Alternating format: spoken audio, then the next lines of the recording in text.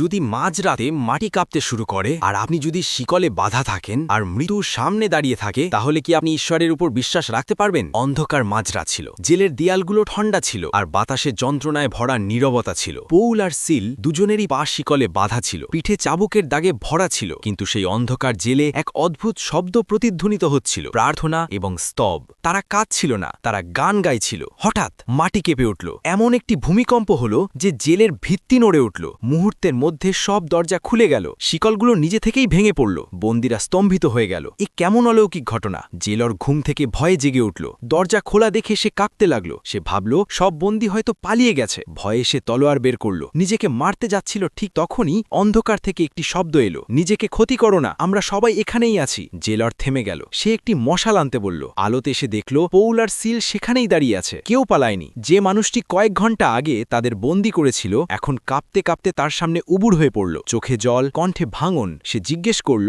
উদ্ধার পাওয়ার জন্য আমাকে কি করতে হবে? পৌল শান্তভাবে বললেন, প্রভু যিশুর উপর বিশ্বাস করো আর তুমি আর তোমার পরিবার উদ্ধার পাবে। সেই রাতে জেলের গল্প বদলে গেল। যেখানে শিকল ছিল সেখানে বিশ্বাস এলো, যেখানে ভয় ছিল সেখানে আশা জেগে উঠল। ভূমিকম্প শুধু দেয়াল নয়, হৃদয়ও কাঁপিয়ে দিল। এবং এটাই সেই রাতের সত্য, যখন মানুষ যে কোনো পরিস্থিতিতে ঈশ্বরের স্তব করে, তখন ঈশ্বর শুধু শিকল নয়, বন্ধনের শিকলগুলোকেও ভেঙে দেন।